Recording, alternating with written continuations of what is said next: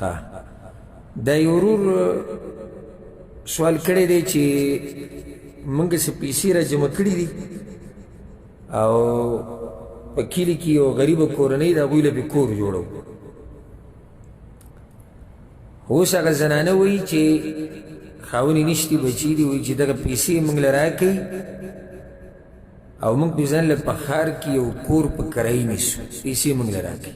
کومې پیسې چې تاسو را جمع کړي خلکو در کړي دا موږ له راکوي، موږ پې ځان له ښار کې کور په کرایي ونیسو، دلته موږ له ما جوړوي. اوس موږ څه وکړو؟ دا پیسې ورکولی شو که نه؟ دا قسمه سوالونه چې موږ ته راشي دا زړه خوشحاله شي. الحمدلله امت کې خیر شتي. یعنې نن سبا خو د دین هم لوی تجارت جوړ شوی دی، لوی تجارت. پرانیزي کې غریب دی، هلته کونډه، هلته یتیم، او هېڅ پته نه لګي. مجهول ضرب مجهول او ضرب مجهول نتیجه سره وځي.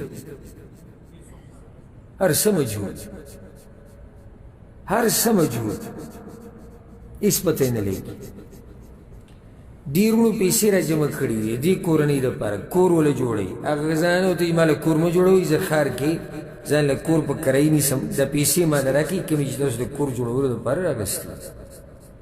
دا پیسې ولس ورکولی شو که نه؟ الجواب یاد کوي دا قاعده و قانون په ډېرو مسلو کې ورته اسانتیا پیدا شي. قاعده و قانون دا یاد کوي چې د چا نه دې مال د کم کار دپاره راواغستو نو هم هغه کار به پې کې الا چې هغه دله اجازت درکړي چې بل پې کولی شي بیا صحیح ده. دا قانون ځان سره یاد کړي. دې وروڼو چې دا کم مال را جمع کړی د کم غرض دپاره هغه څه دی؟ کور جوړول د دې غریبانو دپاره، د دې یتیمانو دپاره.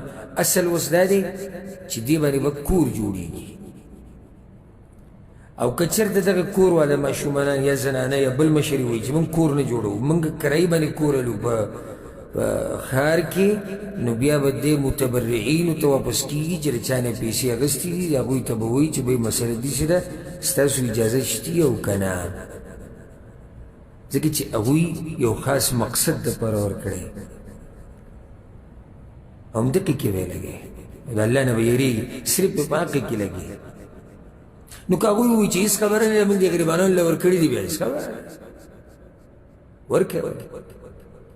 او زه خو دا یم چې کور جوړولو باندې ډېره خرچه راځي که په کرایي اخیستو کرایي کور باندې جوړولو باندې، نو چې را دومره مال هغوی ورکړی دی او دوی صرف کرایي کور لري، کیدای شي هغه مال والا دا ووایي چې ما له دې پیسې راکړي، زه بل غریب له هم ورکوم او بل له به هم ورکوم، کیدای شي. نو ځکه هغه ته واپس کېدل لازم دی، الا که داسې اجازت یې ورکړی چې دا پیسې والا دا د دغه غریبې کورنۍ دي او چې هغوی ورسره څه کوي دي، بیا هم څه خیال دی؟ بیا صحیح دی که نه صحیح؟ بیا صحیح دی، هر صحیح دی. بلکې د الله نه خو یره د بعضو دې درجه کې ده، یره ختمه شوې. د جومات دپاره به پیسې راټولوي، ګوره د جومات دپاره. او زموږ په ملکونو کې خو دا یو لوی تجارت.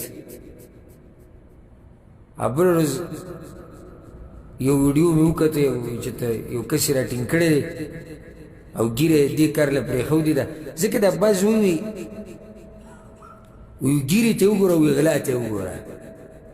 زه دا یم ګوره ګیرې ته څه ګناه ده؟ ګیرې والا غل نه دی، غل ګیره پرېښودې ده. دا یاده کړئ دا خبره، ګیرې والا غل نه دی، غل ګیره پرېښودې ده. ګیرې والا ظالم نه دی، خو ظالم ګیره پرېښودې ده. ګیرې غریبې ته څه ګناه دی؟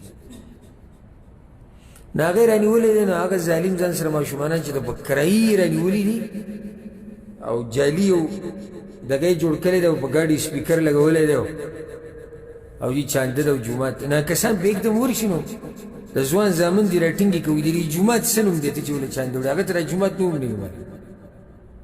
نه نه وایي موږ سره په سوونو طالبان وي، په دې کې سبق وي، طالبات دي او دا دي.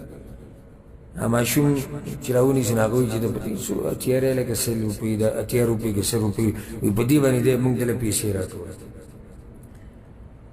دی به مو سوی چې زه مسلمان یم او د الله نه یېرېږم او ښه ښکلی رومیالې را اچولې ده په سر او ښه مزېداره ږیره لکه چې لرې نیولې ته به چې دا که دی دقه دی او دې دپاره خاص موټر دې ته موټر شیشې دی چې یو سړی سهار نه ماښام پورې په کیلو کې ګرځي دا راټولېږي دې سړي ته موټر څه ګران دي ښه موټر ښه ورسره ډریور هر څه که ټیټ د الله نه یېرې نشته چې د هر څه خو به تپوس کېږي ته چې دا پیسې د خلکو نه علي په کوم مقصد هغه تاله درکوي او ته یې لګې پسې هغوی له خو به الله اجر ورکوي انما الاعمال بالنیات هغوی له خو به الله اجر ورکوي د هغوی خو کوم مقصد چې د الله رضا الله به ترې راضي شي خو ته به څه کې الله نه به څه جواب ورکوي